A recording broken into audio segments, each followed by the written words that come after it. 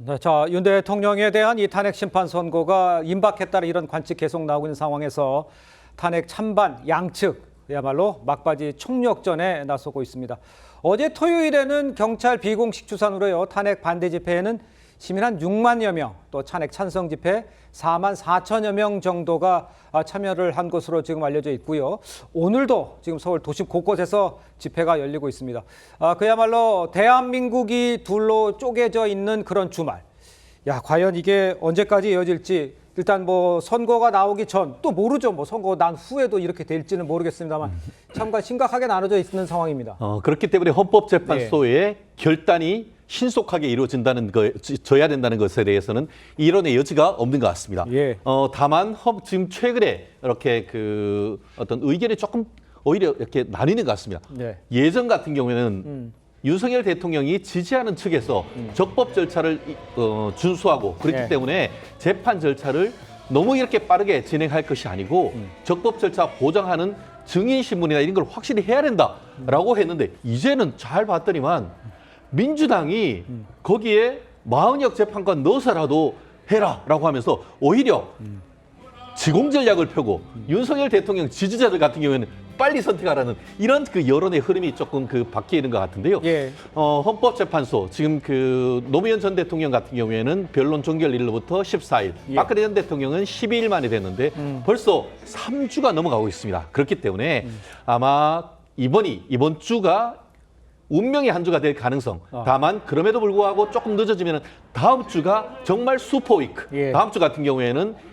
수요일 이재명 그 더불어민주당 대표에 대한 공선법 2심 판결 나아가 그 바로 뒤쯤 금요일쯤 3월 28일쯤에 윤 대통령에 대한 어떤 탄핵 결정이 있을 가능성도 있기 때문에 예. 아마 이번 주부터 해서 3월 마지막 주까지가 대한민국의 역사를 가리게 되는 슈퍼 투 위크가 될 것이라고 예측합니다. 알겠습니다. 언제가 나올지는 뭐 다들 의견이 갈리고 있지만 일단 민주당에서도 일단 뭐 빨리 나와야 된다는 거에는 뭐 생각이 같으신 거죠? 그렇습니다. 예. 당연합니다. 뭐 어제 저희 집회에서도 하루속히 심판 결정을 예. 해야 된다는 요구를 시민들과 함께 전달을 했고요. 네네.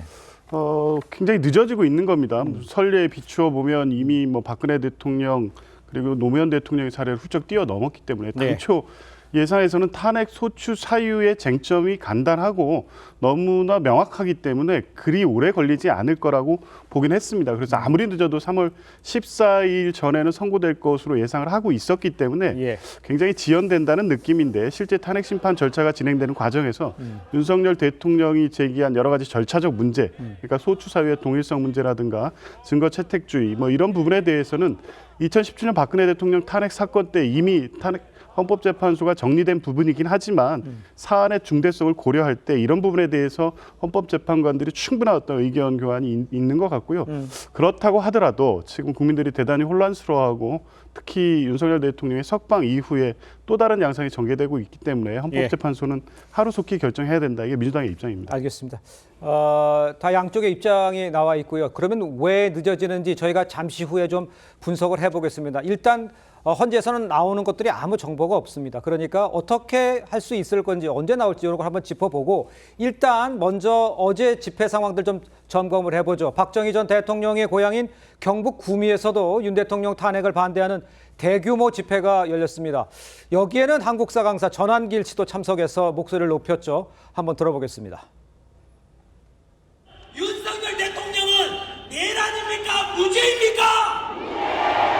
저는 헌법재판관들에게 말씀드리고 싶습니다. 솔로몬의 지혜로운 재판이 필요할 때입니다.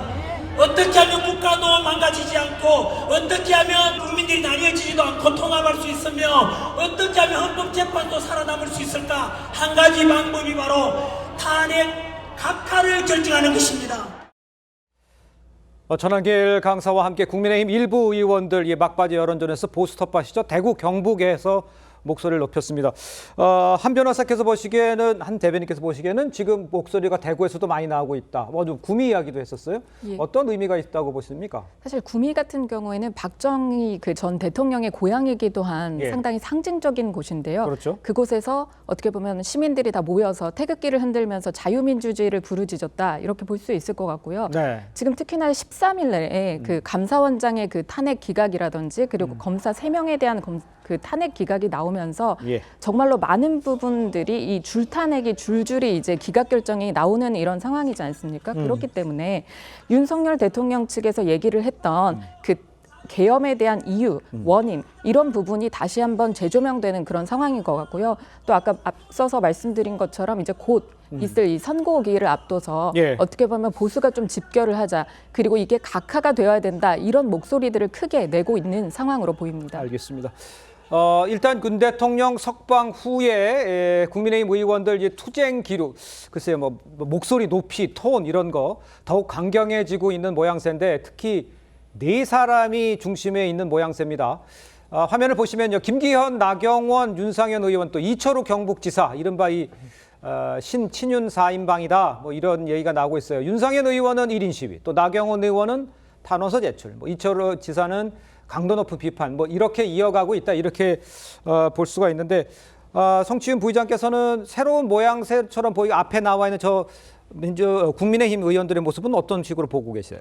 저는 국민의힘이 투트랙 전략을 쓰고 있다고 생각합니다. 투트랙 왜냐하면 전략이요? 저 보수 예. 집회 같은 데는 사실 지도부에서는 계속 선을 긋고 있었잖아요. 네네. 공식적 참여는 아니다. 개인적 참여일 뿐이다. 이렇게 말씀하고 계셨는데 예. 그런 것들이 아무래도 저는 보수 집회에서 나오는 좀 강성 발언들이 국민의힘의 중도층 지지에는 좋은 영향을 주지 않기 때문에 예. 그럼에도 불구하고 그 보수층의 결집을 위해서 또 저런 집회들을 또 외면할 수는 없는 상황 아니겠습니까? 그렇기 때문에 지도부는 최대한 저런 데 선을 긋고 참여를 안 하는 방향으로 가는 대신에 저런 좀 중진 의원들 중에서 좀 네임밸류가 있는 분들, 좀 알려진 분들을 내세워서 네. 뭔가 우리도 뭐 국민의힘도 뭐 이 강성 보수 지지층 아니면 이 보수 집회, 탄핵 반대 집회 함께 하고 있다는 메시지를 주려는 이미지로 보이는데요. 예. 근데 민주당에서 봤을 때는 그렇게 투트랙으로 간다 하더라도 결국 국민의힘은 국민의 힘입니다. 그렇기 때문에 저런 집회에서 나오는 뭔가 중도층이나 많은 국민들이 공감하기 어려운 선 넘는 발언들이 나왔을 때 저런 분들이 좀 자중시키고 그런 에너지를 좀 긍정적 에너지로 전환시킬 수 있는 그런 역할들을 해주셔야지 그런 건 분위기를 좀 부추긴다거나 선동하는 그런 쪽으로는 좀 안 하시는 것이 좋지 않겠느냐는 말씀을 드리고 싶습니다. 예, 투트랙 전략이라는 얘기까지 했는데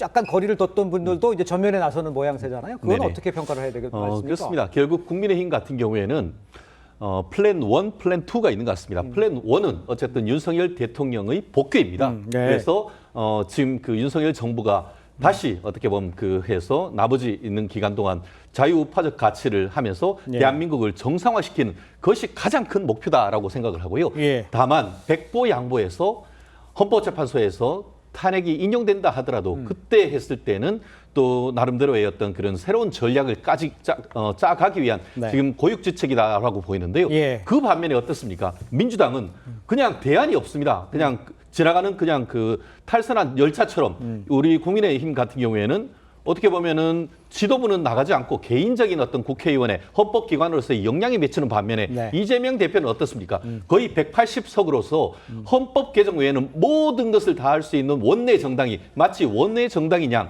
직접적으로 지금 거리에 나가서 예.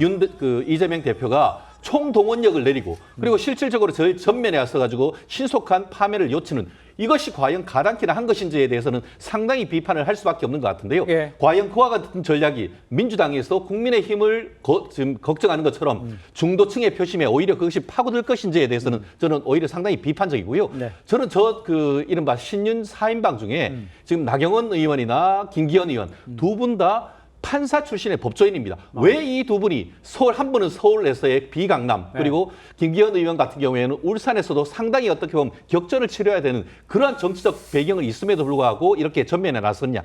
그만큼 적법 절차 보장, 피의자 인권 보장 이런 부분이 워낙 굉장히 중요한데도 불구하고 민주당이 그것을 모두 무시하는 이런 상황 속에서 개인의 어떤 정치적 미래보다는 대한민국의 법치주의 민주주의, 자유민주적 기본질서 이 부분에 대한 메시지를 던지기 위해서 본인이 뛰어든 것이기 때문에 이것은 단순하게 윤 대통령에 대한 충성 이 부분과는 차원을 달리하는 것 그렇기 때문에 적어도 윤 대통령에 대한 탄핵 이후에 여론이 반전이 되고 예. 윤 대통령에 대한 지지율이 이렇게 올라온 배경에 저와 같은 분들의 노력이 있다고 저는 평가를 합니다.